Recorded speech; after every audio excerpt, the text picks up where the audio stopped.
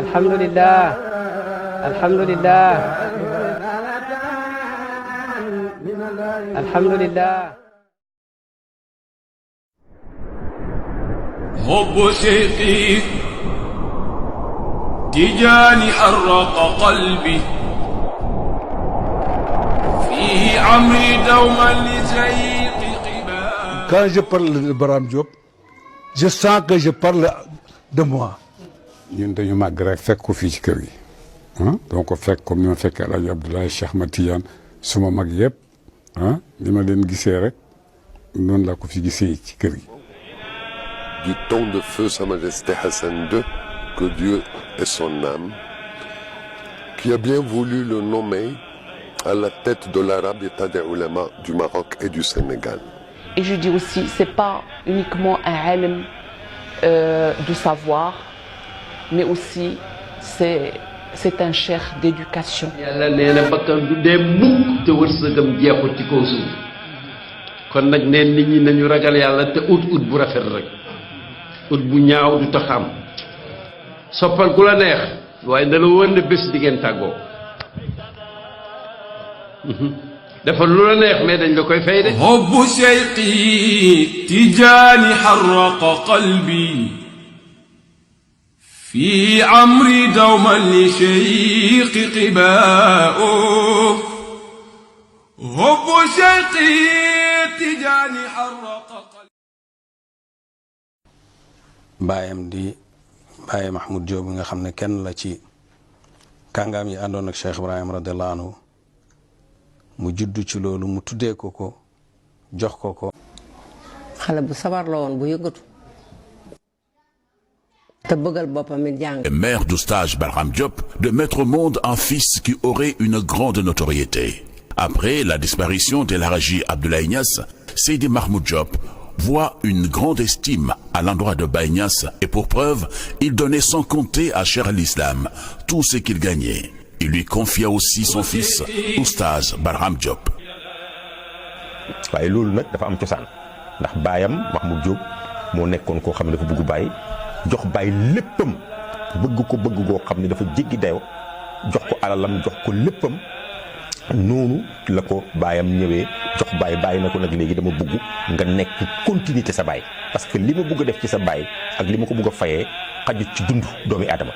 donc dama bëgg yow gannaaw sa Baye nga nekk continuité li ma bëggoon a def ci yow ma continuer ko ci moom donc li ngay gis nii yëpp liggéeyu baayam moom oustaz la baayam moo ko liggéeyal mais xajut ci dundam loolu mu continuer. À 14 ans,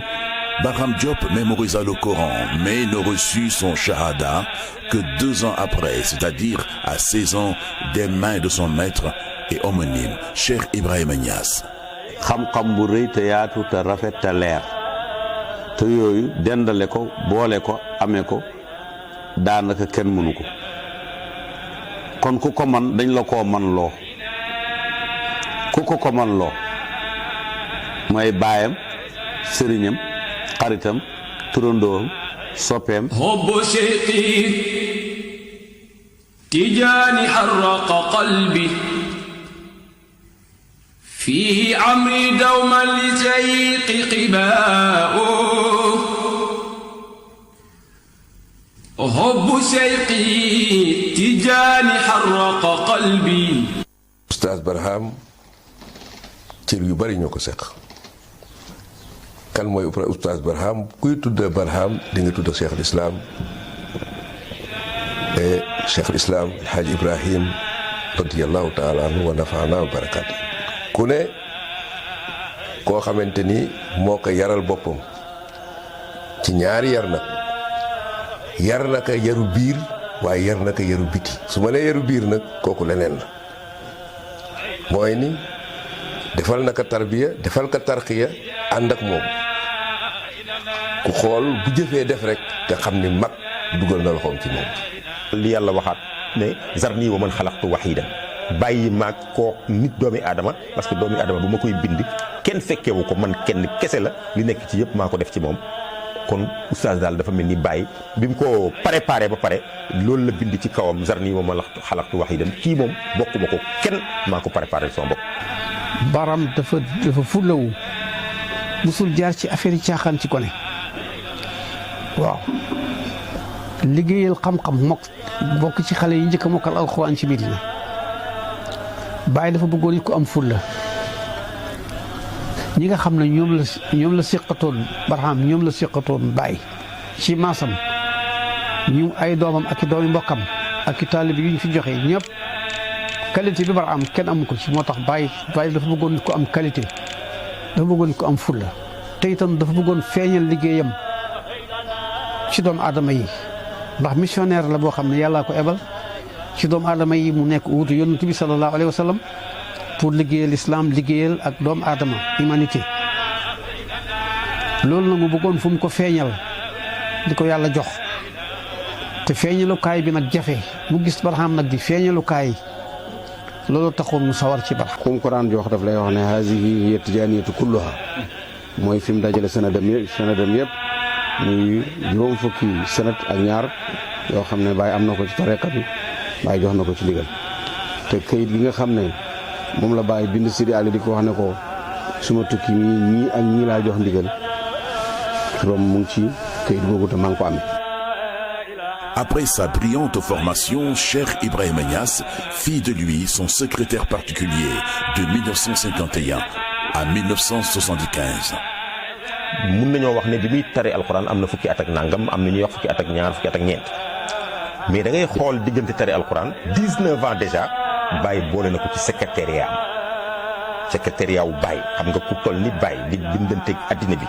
yëpp di bindanteeg ay borom xam-xam fu mu nekk ci niveau yu nekk sëriñ seeg buur yeeg politiciens yeeg addina général de Gaulle ak ñu nekk secrétariat am c'est pas n'importe qui moo ciy nekk te 19 ans déjà oustaz fekk na mu bokk ci secrétariat am gannaaw gi dem na ba nga xam ne secrétariat Tijaani harraqa qalbi mi nga xamee ne si ay chance am la bokk ngir lan ndax na mu namoon ca moom na mu ko uufee na mu ko yare ngir la mu namm ca moom amul lenn loo xamee ne li échec na ci lépp feeñ na nga xamee ne moom noonu la ko yaakaaroon ci moom yàlla def na si sutura dara manqué wu ci. hubbu shayqi tijaani harraqa qalbi fiihi amri dawman li shayqi qibaa'u. xale bu mel noonu ku mel ni Baye bu ko amee ndax dana ko sàggane kenn ku nekk mission bala tax a jóg soxla nga ci xale bu mel ni Barham kon Baye bi mission bi ko taxoon a jóg te mooy liggéeyal yàlla ci mbindeef yi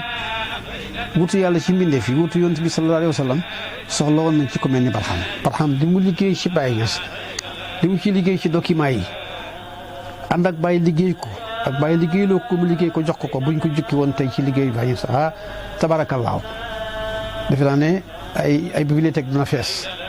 Oustaz Barham Diop, professeur, il aimait inculquer la connaissance à la jeunesse. li ko yàlla mayoon bokk na ci xam-xamam bi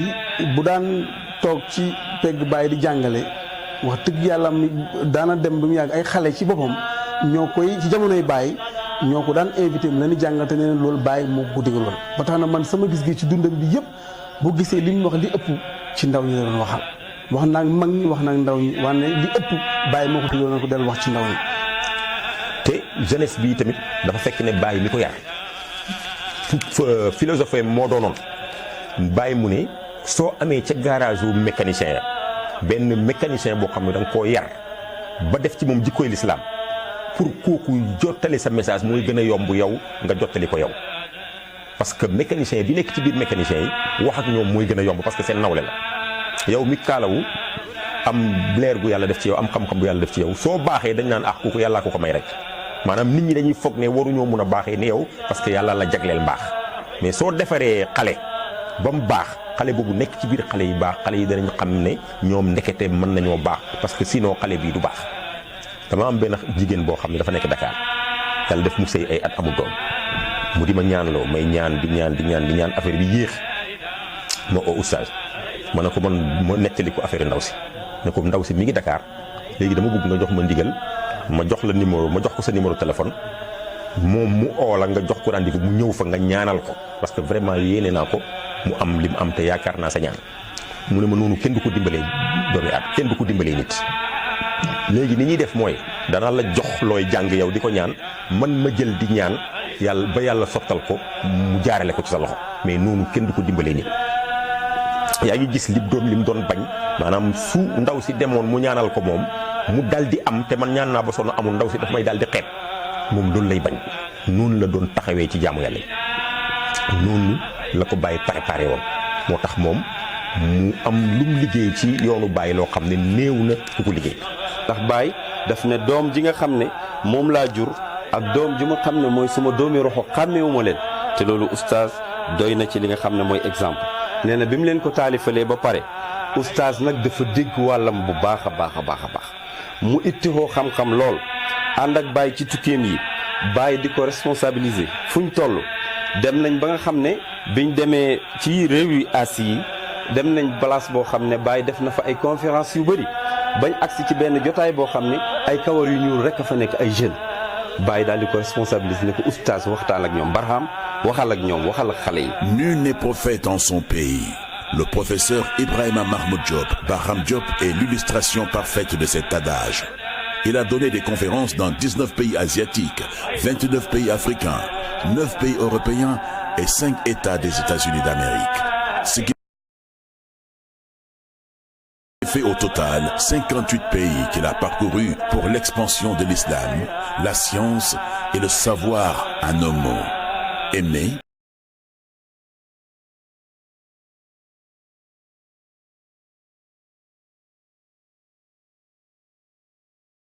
est respecté à travers le monde, mais moins connu.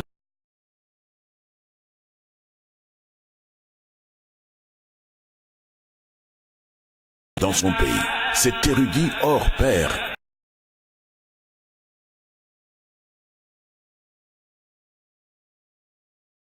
islamologue a fait honneur à l'Afrique tout entière.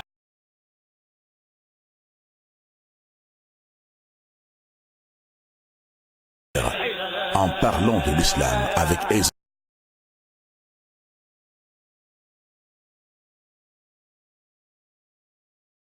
et éloquence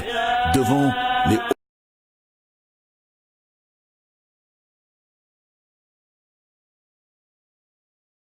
instances islamiques à travers le monde.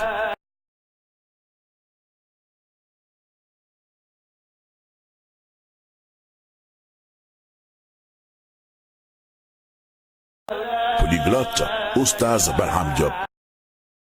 parlait le français, l'anglais et l'arabe qu'il aimait beaucoup. La première fois de le voir, c'était en Mauritanie,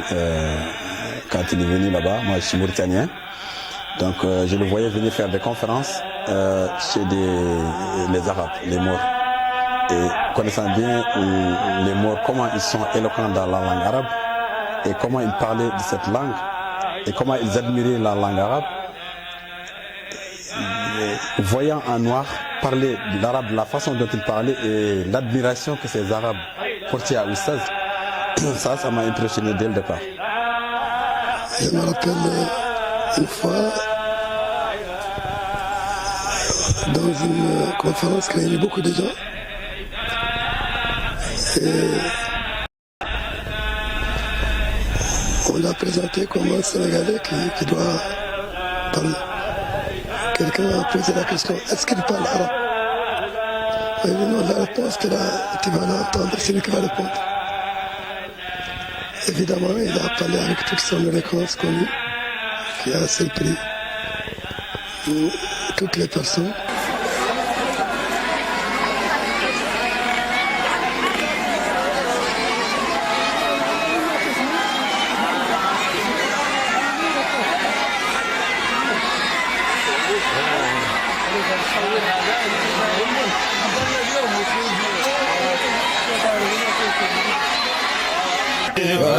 وبتحسب بشيخ زيدان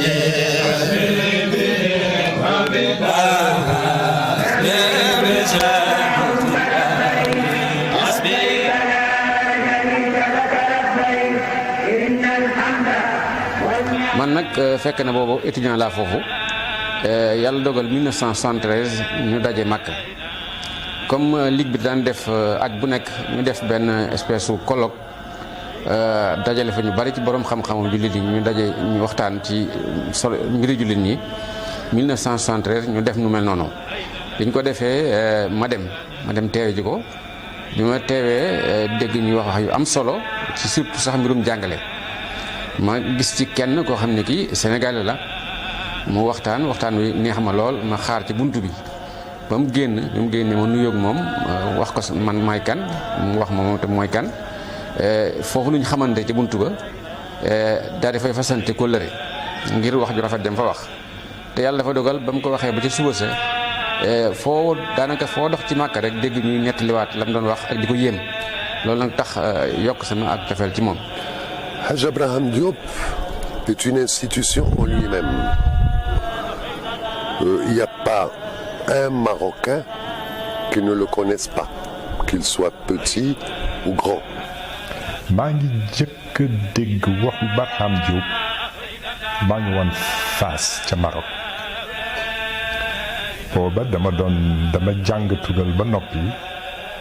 jeexal dem Maroc di fa noppaliku ànd ak sama benn xaritu marocain bu ñuy wax Moustapha Makhtoum papam nag nekkoon fal na ko yàlla yërëm ndax génn na àdduna nekkoon muallim ca Fass ma ñëw ànd ak sama xarit ñu dem seeti papaam mu présenté ma ne ma Sénégal laa jógee bi mu yégee ne Sénégal laa jógee li ma jëkk laaj mooy ndax xam nga ku ñuy wax Barham Diop ma ne ko xaw ma ko noonu de waaye kooku fan la nag mu ne yaakaar naa ne dëkk bu ñuy wax Kaolack la dëkk mu daal di ci teg ak am xam-xam ak bari xam-xam sama xol daal di fees ndax mbégte ak fierté ndax maa ngi doon ñëw ca Fass dëkk bu mel ni Fass toog ak koo xam ne xamoon naa ni muallim la ndax doomam ñoo doon jàngandoo mu teg ma ci loolu ma jàpp tur ba nag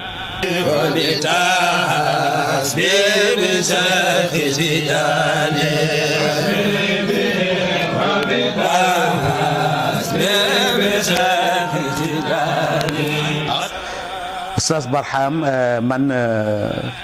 maa ngi xamante moom depuis 68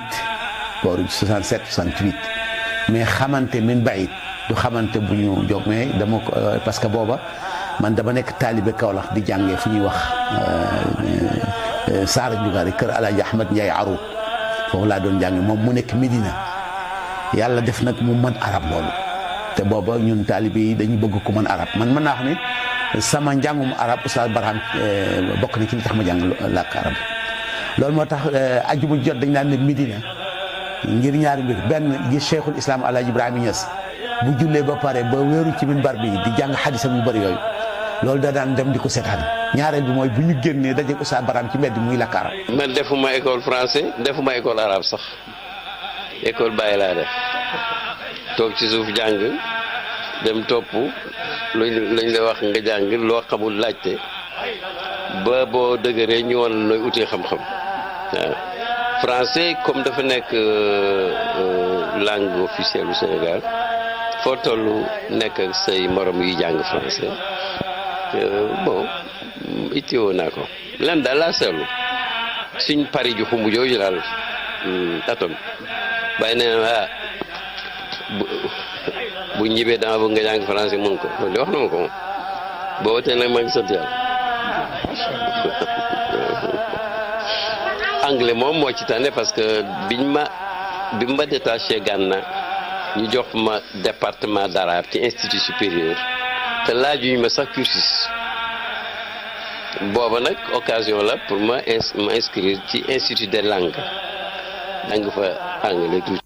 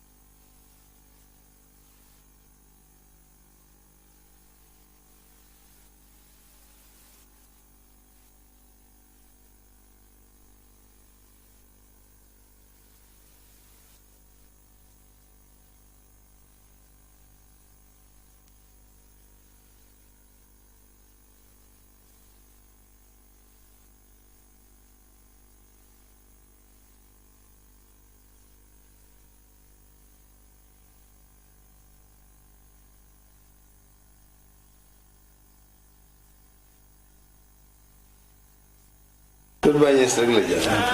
waaye nag topp ko nag yàlla yi defal ko ci buntu mu xam li mu xam ci wàllu diine yàlla defal ko talent bu dee wax arab ñëpp dañuy dégg bu dee ci arab yi dañuy jaaxle kii kan la man waa dara ma ay na jaar ñu ngi Sénégal kii fu mu kii kan la kii fan la jóge Sénégal la jóge. Je l'ai interviewé sur des sujets parmi lesquels on peut noter l'islam en Afrique, les rôles des oulémas, le pèlerinage, la zakat, la jeunesse et l'islam. Il était jeune en permanence. L'islam est la langue arabe car il n'y aurait pas d'islam sans le Coran et pas de Coran sans la langue arabe. Notre professeur était sans complaisance le noir africain qui maniait le mieux la langue arabe. تجاني حرق قلبي فيه عمري دوما لزيق قباء. Avoir rencontré des gens qui m'ont demandé si je connaissais Oustaz Ibrahim Mahmoud Diop. Même en France, il y a un Libanais que j'avais rencontré un jour qui m'avait dit est-ce que vous connaissez celui-là? Je lui dis bien sûr. Il me dit sa connaissance de la langue arabe est vraiment extraordinaire. Donc ça, c'est vraiment quelque chose qui fait l'unanimité. Il a même parlé en Égypte un jour en présence du président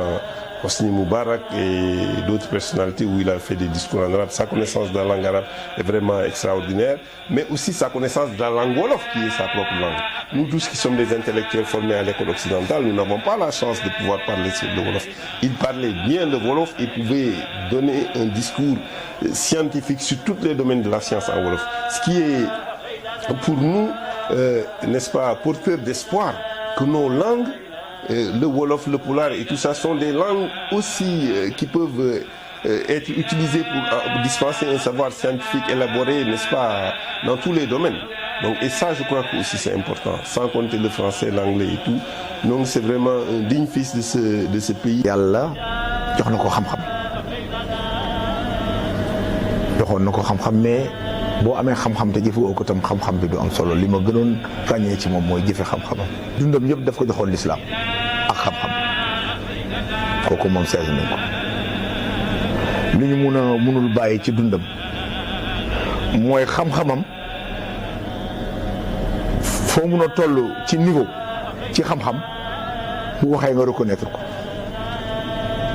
amul benn gàkk-gàkk boo ci gis. Son histoire avec le Maroc a débuté tout naturellement du temps de feu Sa Majesté Hassan II, que Dieu ait son âme, qui a bien voulu le nommer à la tête de l'Arabita des Ulama du Maroc et du Sénégal. Et lorsqu'on sait la place de la religion musulmane au Maroc et au Sénégal, cette haute fonction et cette confiance de feu Sa Majesté Hassan II, que Dieu ait son âme, a toute sa signification. Conseiller spécial de la Ligue islamique mondiale chargé des affaires africaines, il a été le seul noir académicien en langue arabe, membre de l'Académie de Bagdad et de l'Académie du Caire. Il a été aussi président du réseau Islam et Population, président du Cercle d'études et de recherche Islam et Développement, CERID, de 1986 à 2007. Il en est membre fondateur également. C'est en 1984 qu'Oustaz Barham Diop, ce grand érudit, a commencé à animer année après année les Dourous Sassania, ces conférences initiées par le roi Hassan II et ses invités. Elles réunissaient des érudits et universitaires reconnus.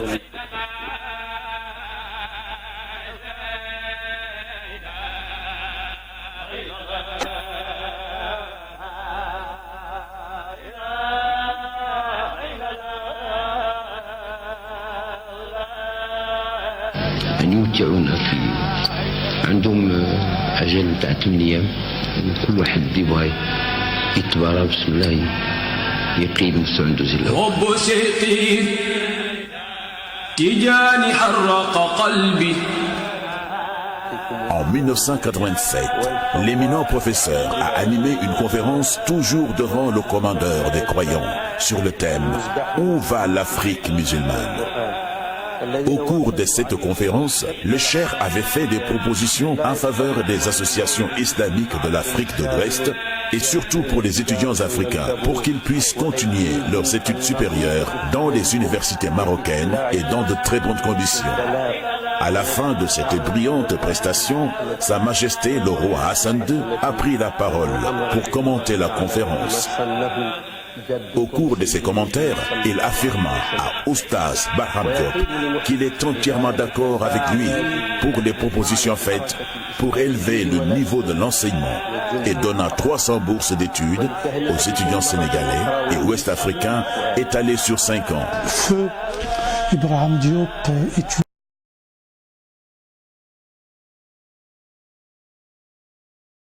très grande personnalité intellectuelle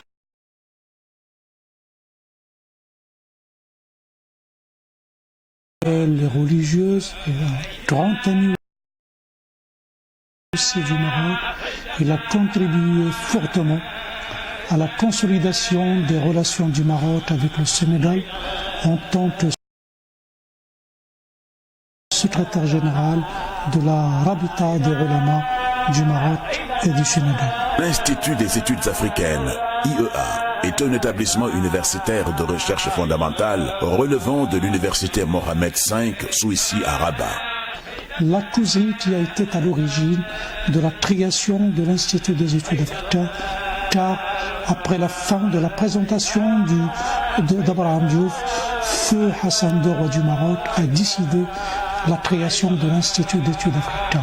C'est le professeur Barham Diop qui eut l'idée de la création de l'Institut. Ainsi, en 1987, plus précisément le 15 septembre, sur les directives de Feu Sa Majesté le roi Hassan II, que l'Institut a été créé. L'Institut débuta ses activités en 1990 comme centre de recherche en sciences humaines et sociales portant sur le patrimoine commun maroco-africain et les différents aspects des civilisations, des langues et des dialectes africaines. Rabat, capitale du Maroc, ville où se trouvent les institutions, organismes internationaux, ambassades, mais aussi l'ISESCO, l'Organisation islamique pour l'éducation, les sciences et la culture. Cet organisme fut créé en 1979 par l'OCI, l'Organisation de la Conférence islamique qui est devenue actuellement Organisation de la coopération islamique aussi. Nous avons rencontré dans les locaux de l'ISESCO son directeur général. Son éminence, Dr Ibrahim Mahmoud, était l'une des figures les plus brillantes de la Oumma.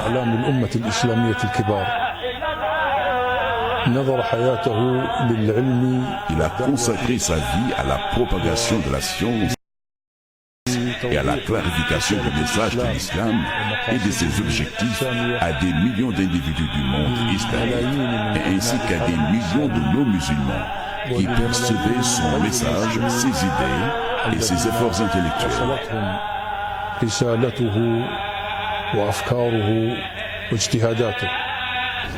À travers les 20 ans que j'ai côtoyé notre cher, surtout le mois de Ramadan, la période des Durous Hassaniya, le Maïmouna, vu que je prépare une émission, Fidélé l'Islam, sous l'ombre de l'Islam,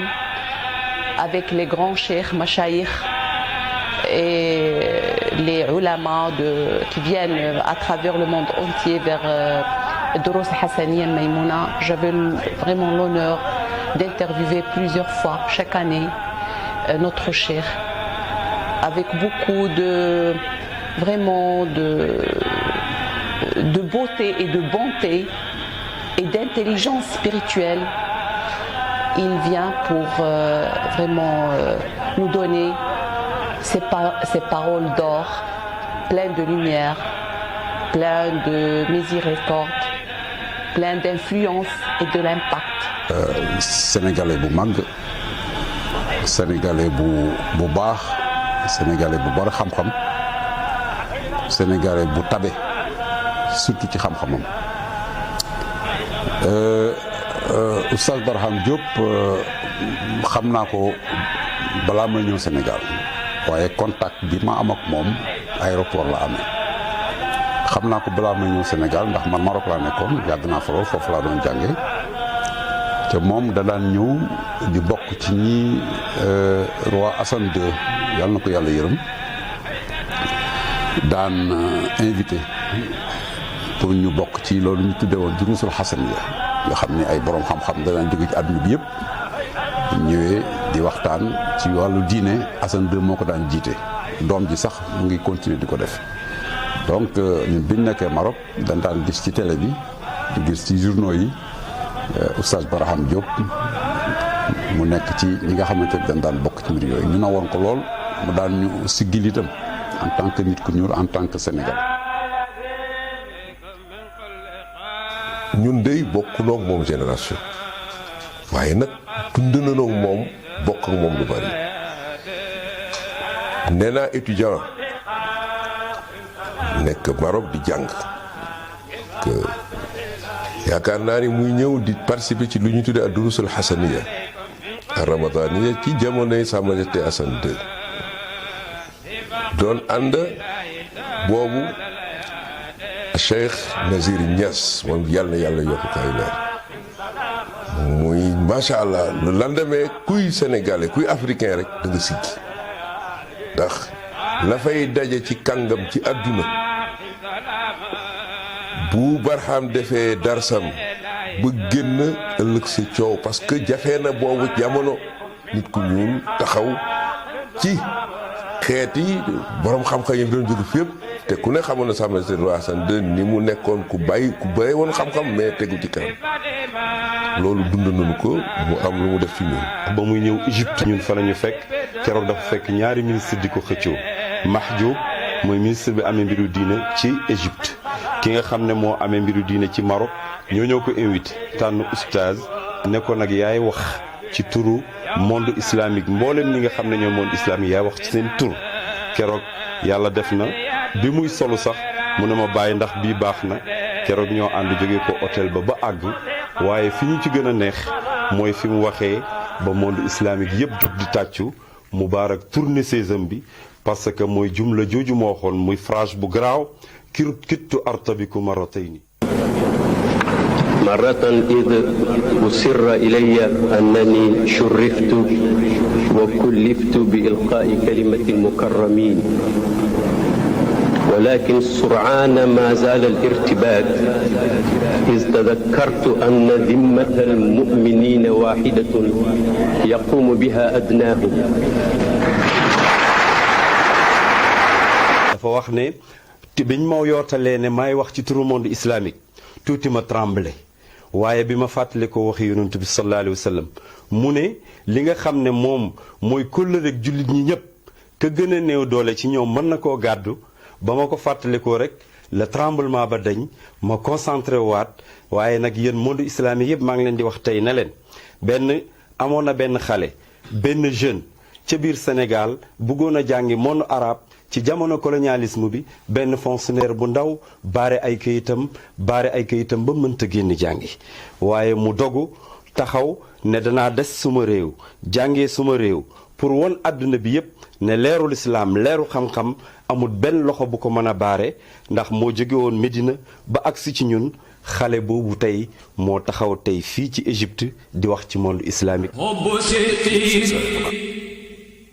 Toute sa vie au rayonnement d'abord de l'islam et de l'islam tolérant que nous vivons au Maroc et au Sénégal, et il était réclamé partout, aux États-Unis, en Italie, en France et ailleurs. maa nga woon bitim réew yàgg fa waaye nag xam naa ne Cheikh Ibrahima Diop lépp lu mës a jiite dina si dugal Cheikh Ibrahima Sall si jeexitalu 1980 yi ànd naag moom délégation bu yaatu boo xam ne ay imam la oustaz tànnoon fii Sénégal ñu dem Maroc ngir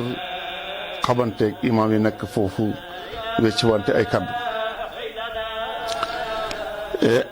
seen tukki mu njëkk Amérique ñoom ñaar muy novembre 1996 ñoo doon seen njaatige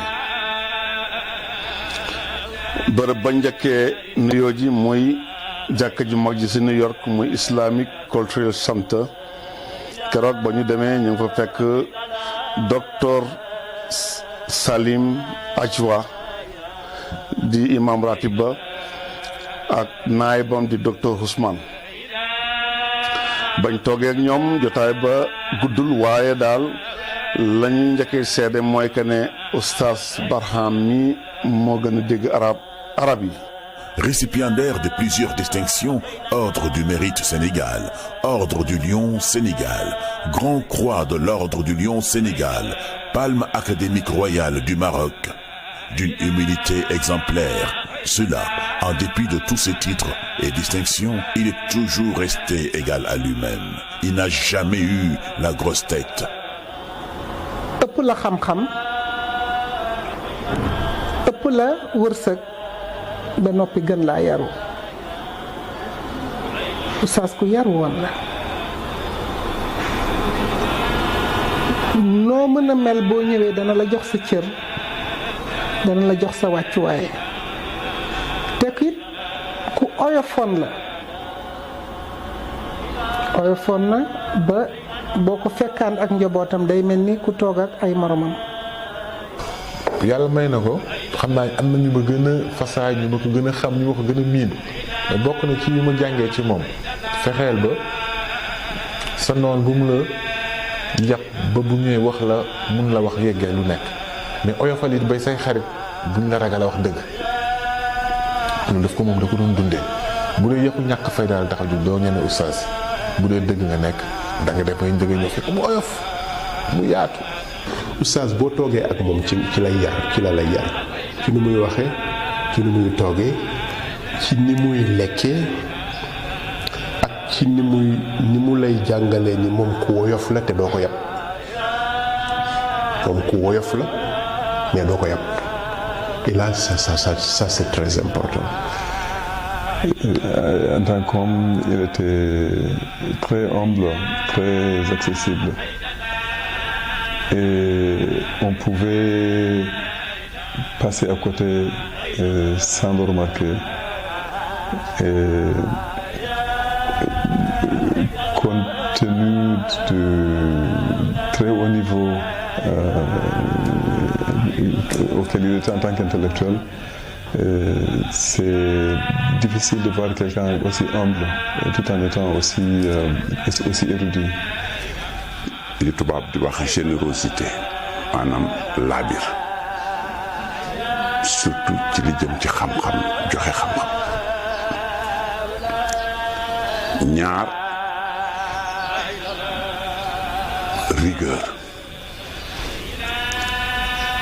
rigueur buñ ko waxee rek dañuy dugal organisation dugal méthode muy lu am solo ci jamono yi ñu toll. ñett humilité waaw fees waaye nag wàcc boppam ba ku nekk mën a agsi ci moom. jëmmi xam-xam la woon ku yàlla mayoon la ci wàllu yar ndax oustaz fu mu toll mu ngi dundal xam-xam bibliothèque la mine la de savoir ñu ko tubaab di waxee duma wax ci moom au passé parce que dafay mel ni nekkatu fi tey œuvre am mu ngi fi di dund ak ñun ndax kenn ku nekk tey ci ñun moo xam ndaw nga moo xam mag nga moo xam bokk nga ak moom diine wala bokk nga ak moom tariqa jàngal na la ndax dundam yëpp njàngale la. Et je dis aussi, c'est pas uniquement un alim de savoir, mais aussi c'est un cheikh d'éducation. Et c'est aussi une personne qui avait beaucoup de lumière, qui avait beaucoup de charisme et qui vraiment regarde avec l'œil de Rahma, un œil de Reda. C'est quelqu'un qui avait beaucoup de sentiments, sixième sens, et Nour al-Basira. Et avec ça, il est toujours guidé par Ruh al-Mustafa sallallahu alayhi wa sallam, guidé par Ruh Sidi Ahmed Tijani rahmatullahi alayhi. doomam mës na di dóor bal rek daal ko ci bibliothèque te ku ne xam ne oustaz bibliothèque ci xolam la ne dafa bëgg téere bibliothèque ba toj yaayam ne comme baayam du yar du wax kenn dara maanaam du yar moo dire que du wax kenn dara bëggul kenn am naqar danaa ko pini ba mu yegsi bu ñëwee tey dina xam nu muy def ak moom waaye ba mu yegsee gis ko ku def lii ñu ne ko diw anamu ñu ne ko mu nga ca biir ba mu ñëwee daf ko ne julli léegi fukki ràkk xale bi julli fukki ràkk mu ne ko julli waatal fukki ràkk xale bi julli waat fukki ràkk ba muy laata pare ñetteelu yoon ba sax nelaw na loolu yarin la boo xam ne jullit war na koo mën a yare doomam. du ma fàtte bu benn bés ñu nekk ci oto bi jógee fii Dakar amoon dëj bu am Kaolack ñu waroon yàkkamte ay 10 heures war ñu fekk oto bi daw lu bëri ñu ba génn ba jub Gosaas oto bi foog naa mu ñoon ci ay 140 à l'heure pneu avant bi toj rek oto bi jël àll bi ñu waroon njëkk a dal ci benn garab oto bi moytu ko ñu dem ba jub poteau électrique bu mag bi yàlla rek a xamoon mu fàtte bu oustaz simi mbaxanam bi rek def nii rek dóor ko ci kanam oto bi ne allahu akbar ci kaw yàlla def oto bi taxaw kat mel ni dañoo téye pono yi mel ni 4 pono yëpp la ñu téye ndoor la loolu foog nga teg sa bët pour nga xam ne yàllaa ngi maye ba léegi mu gersu ne mbaa oto bi kenn dara dalul leen ñu ne ko noonu dara daluñu fekk na ay doomam a ngi ci ginnaaw maa ngi woon ci ginnaaw ànd ak sama benn jarbaat bu ñu doon yóbbaale ñu ngi doon am toll ci ay benn at fukki at ak ñaar wala fukki at ak ñett mu ne ani Mata Diallo mooy xale boobu ñu ne ba dara dalu ko ñu ne ko déedéet mu ne ak yàlla de xam naa tey xale bu ndaw boobu la rus moo tax mu muccal.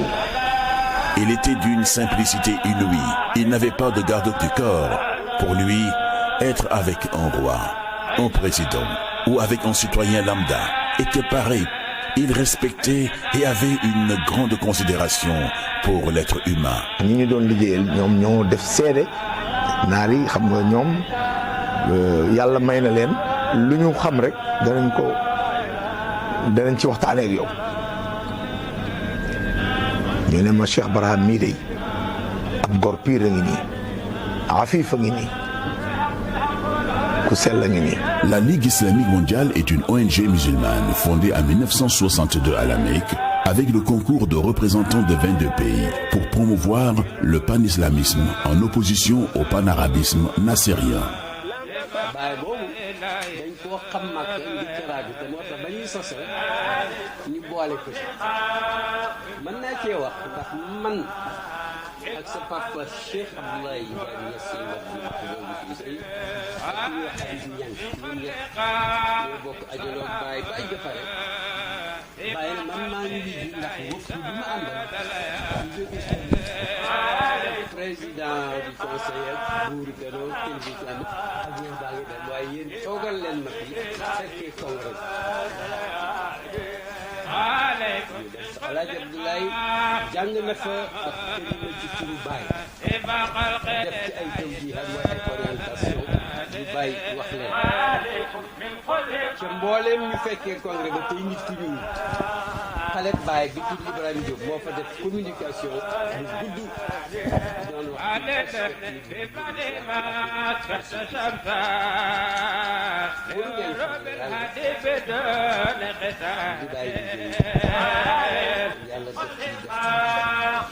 bi ma liiree ba pare mufti bi bawoon Maxluuf moo ñëw nuyu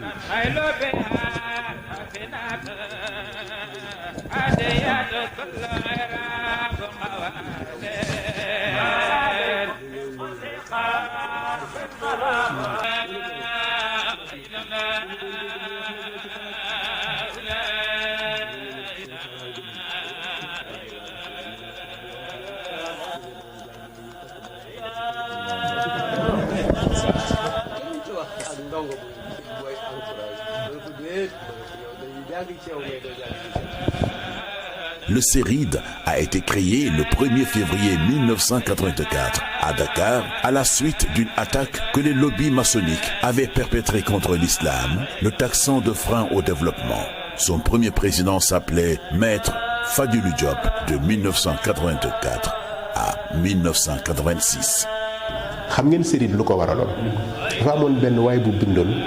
benn article ci Soleil wax ni l'islam mënta ànd ak démocratie mënta ànd ak modernité mënta ànd ak développement l'islam àndul ak développement ñoom loolu la ñu weddi daal di monter le cercle d'études et de réflexion islam et développement pour wane ni l'islam rek moo ànd ak développement. Oustaz Barham Diop occupa le poste de président d'honneur du CERID de 2007 à 2014.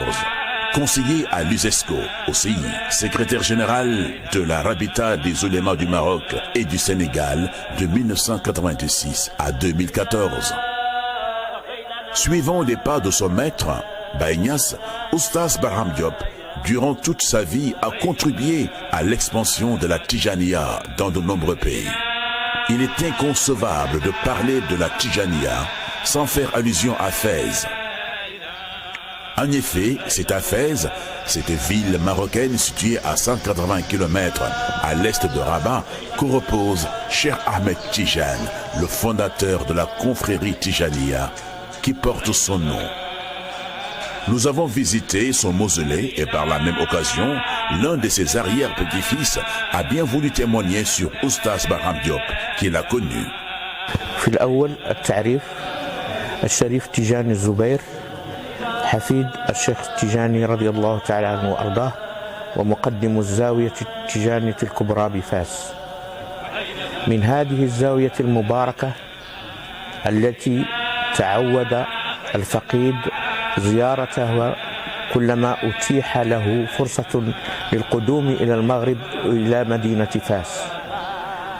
فالشيخ إبراهيم محمود جوب هو شخصية معروفة في هذه الزاوية، فالكل يحبه والكل يتعامل معه لأنه كما يسميه الكثير الأستاذ، فهو أستاذ في أخلاقه وفي علمه، حيث أنه رغم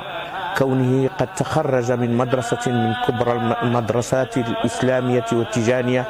ألا وهي مدرسة الشيخ إبراهيم نياس رحمة الله عليه، فإنه كان رجلا عصاميا كون نفسه بنفسه وكان داعية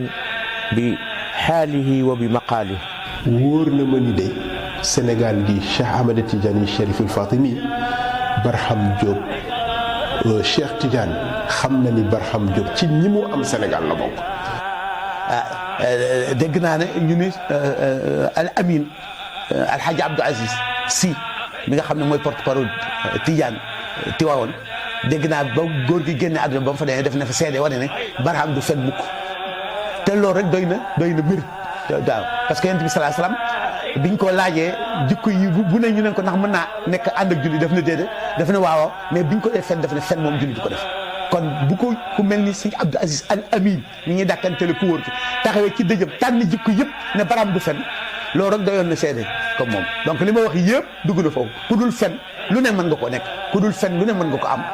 kon yàlla na yàlla taas ci barkeem. Oustaz Barham Diop respectait et avait de bons rapports avec les disciples des autres confréries. Il prônait véritablement le dialogue islamo-chrétien. Pour preuve, il avait fait une conférence dans une église. Moi, il m'a dit, je tiens de lui-même, qu'il était prêt à aller partout. Il m'a même dit qu'il a fait une conférence dans une église pour éclairer les chrétiens, pour éclairer ceux qui n'étaient pas musulmans. Donc c'est dire qu'il avait une très grande ouverture d'esprit et quelqu'un qui était prêt à aller partout où n'est-ce pas, sa connaissance était demandée. mboolem mag ñi Sénégal wax nañ ci moom dama ci nettali tuuti ci moom laa ko déggee ñu dem nuyu ji sëñ Abdou Lahad Mbacké nee na bañ defee la ñu waxtaanoo ngan nga ba mu jeexee it moo des gannaaw nit nuyoo moo mujj nuyoo ba mu nuyoo sëñ Abdou Lahad Mbacké nam ko nettali ci fullaam di rëje daf ne ko bëgg nañ ci yow dem na Laayeen ànd fa ak mbooloo moo xam ni moo leen jiite te dara yëkkatiwu leen lu may dox lislaam bañ demee ci Maam Raan tamit ci Laayeen ba ñu waxtaanee ba pare maam raan ki mu àndal doomam ji mu toogal doom jug génn mu ne ko oustaz mu ne ko na nga xam ne de boo ne bismillah ci télévision mbaa ci rajo ba ngay wax asalaamaaleykum na nga xam ne maa ngay déglu de. Barham dama bëgg a wax ci biir Sénégal ci biir këri diine yi nekkoon na ko trait d'union boo déggee waxam loolu la sama baay boobu wax xam moo dëgg pire la booy wax duma nangam parce que xamoon na sensu responsabilité bi mu yor l'islam ku ko yor da nga war a dajale mais waroo wax luy tas kenn. Barham ku tey la bariwul wax lu mu xam moo koy xamal boppam waaye du ko wax kenn. mais aussi kaanam tawaadi am. waaw ba noppi itam nekk ku modeste. ñun man li ëppoon man lay waxal. ñun suñu waxtaan guddi lay doon. mu ñëw fekk ma sama néeg wala mu fekk néegam ci bu ñu tukkee. dañuy toog di waxtaan ba déggee ñu noppi ci jàkk yi. ñun waa biir de set na ma ne ko waa xanaa ñu dem julli ji boobu. dooleel nelaw si la. loolu lay naan def toujours. sama dund ak moom yëpp ci xam-xam la lu ma ko mas a wax def na ko. loolu nag dimension bu kawe rek dimension bu rëy rëy la ci xam-xam waaye ci wàllu joxe nu xam-xam dafa nekkoon ko pédagogue ñu ngi fàttaliku bi muy jàngalee al isra wal mi'raj ak façon bi mu koy daan jàngalee ci wàllu temps ak distance ak force naka la ñuy nekk ñoom ñaar ba ñu dégg al isra wal mi'raj ci gaawaay ak yonent bi gaawoon ci dem ak dellu si kon oustaz Barham Mahmoud Diop rahimahullah wa radi anhu ku ragaloon yàlla la mu nekkoon nag benn oustaz international ndax xawma réew mu demut xawma continent bu mu demut te bu mu ci dem bu fekkee dañuy def conférence bi ci arab la koy def bu fekkee ay wolof la fa fekk mu def ko ci wolof am na yoo xam ne da koy def ci anglais ci ñam nekk am na ñoo xam ne da koy def ci français ci ñamu nekk kon nekkoon na benn oustaz boo xam ne bi international la woon. Avant de se rendre en Italie pour une conférence sur l'islam, Oustaz Barham Diop est allé au mausolée se recueillir sur la tombe de Baye Niass, puis celle de Mamour Niass. Il passe à l'endroit précis où il sera inhumé plus tard. Ce geste de la part d'Oustaz Barham Diop, est-ce un hasard, une coïncidence, ou cet homme de Dieu savait qu'il allait bientôt quitter ce bas monde? C'est la dernière conférence faite par Oustaz Barham Diop. C'était en Italie. yonent bi nag mu'jizaam bi gën a mag miracle bi gën a mag mooy alquraanul karim moo tax ma ne wali sayyidil wujudi wala shak mu'jizaatun wa mu'jizaat ba ci gën a mag gën caa leer mooy alquraan moo tax bés mu tuddee woon ko ci conférence bu Serigne Mamoun rahimahullahu tuddee woon ko mu'jizatul mu'jizat le miracle de miracle mooy alquran. Le mardi 24 juin 2014, la communauté musulmane, avec elle, la confrérie Niassène, venait d'apprendre le décès d'Oustaz Barham Diop au Maroc, à l'hôpital Mohamed V, à l'âge de 82 ans. La nouvelle fut propagée grâce aux nouvelles technologies dans tout le Sénégal et à travers le monde. C'est la consternation et l'émoi. تجاني حرق قلبي فيه عمري دوما عندما يصلى على رسول الله صلى الله عليه وسلم ليلة الجمعة ويوم الجمعة فإنه تبلغه صلاة وصلي فعندما سئل تكون قد مت يا رسول الله قال يقول Cette circonstance, le royaume du Maroc avait mis à la disposition des autorités religieuses de Médina Baye un avion spécial pour le rapatriement de la dépouille mortelle. Le roi du Maroc, Mohamed VI, avait adressé le mercredi 25 un message de condoléances et de compassion aux membres de la famille du professeur Barham Diop. Comme prévu, la dépouille mortelle était arrivée à l'aérodrome de Kaolack le jeudi par vol spécial, affrété par le roi Mohamed VI du Maroc. yàlla nee na bakkan du dee mukk te wërsëgam jeexul ci kaw suuf kon nag neen nit ñi nañu ragal yàlla te ut bu rafet rek ut bu ñaaw du tax am soppal ku la neex waaye na la wër ne bés di ngeen tàggoo defal lu la neex mais dañ la koy fay de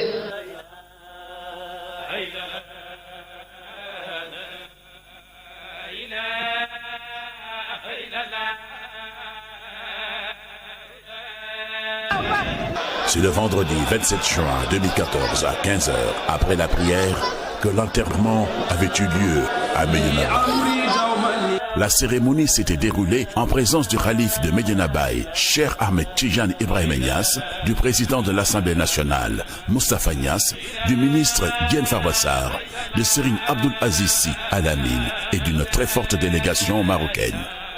Plusieurs autres délégations venues des pays africains et arabes étaient présentes pour dire adieu à celui qui fut un professeur émérite et faisait la fierté de tout un continent, à cet homme de paix et de bonté. À ses enfants, ses disciples, sachez que vous avez la lourde tâche.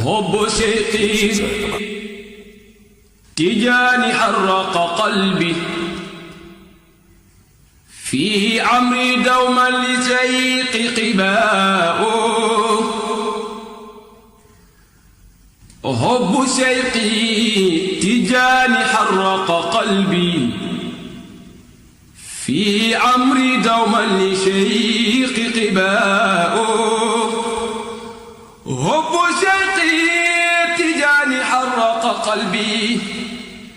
في عمري دوما لشيق قباؤه حب شيق تجاني حرق قلبي في أمري دوما لشيق قباؤه حب شيخي تجاني